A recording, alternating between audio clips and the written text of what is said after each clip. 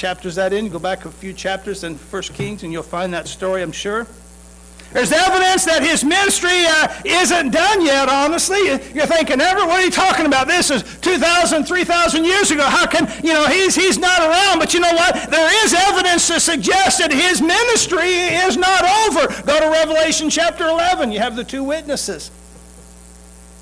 Common thought is that he could possibly be one of those two witnesses. He did not die. He's taken up by a chariot of fire into heaven, so he didn't die. He might be. Despite all this, though, we do not want to raise him too high. It is dangerous to raise men of God, prophets of God too high, putting them on pedestals, for they are human just as anybody else. Yeah, understand that. I'm just as human as any of you. I have problems, areas of my life I struggle with, just like you. Elijah had those problems. We see that in our passage this morning.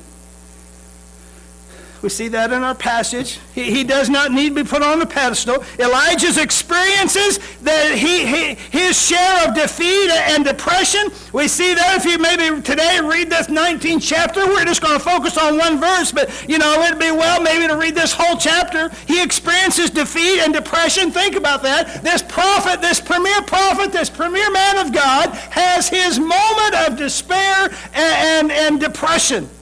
Despair and depression. We know this one incident, and in all honesty, I'm struck with the thought that, how many others did he have that maybe we don't know about? But there's one aspect of this specific time that I want us to focus on today.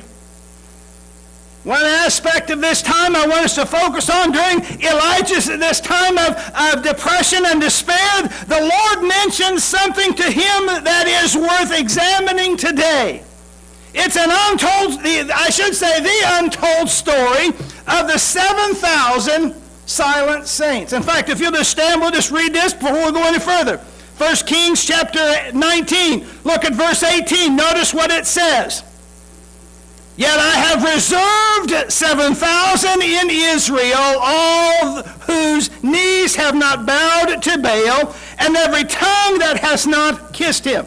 That's what Scripture says. Please be seated. Be seated. The untold story of these 7,000 silent saints. They are saints because you notice what it said there. They're men of God. They're prophets. They're some that they're faithful to God. They're faithful to God. Mentioned here to cheer Elijah when he's feeling all alone. In fact, he kind of singing the blues. You go back just a verse or two, he's telling God, I'm the only one left. Woe is me. And God says, no, you're not. I've got 7,000 others yet that you don't know about. Mentioned to cheer him up. Even God speaks little of them here. God doesn't say a whole lot here. Our Lord doesn't say, not much is recorded in Scripture here. Of course, it also is mentioned in, believe it or not, in Romans chapter 11. Listen, you don't have to turn there. Listen to what the Apostle Paul says, and I'm just going to read this one verse, Romans 11:4. But what does the divine response say to him? I have reserved for myself 7,000 men who have not bowed the knee to Baal. So Paul mentions that even to the church of Rome. But other than that, we're not told a whole lot. It's quite a revelation to Elijah. Quite a revelation. He doesn't seem to know they exist. He doesn't seem to know they exist. That happens quite often, does it not? God reveals himself things to us that we do not know. But the thing about Scripture, we may read a Scripture 1,001 times, and on one occasion God chooses to reveal something that you did not know. Church, understand that's part of who God is.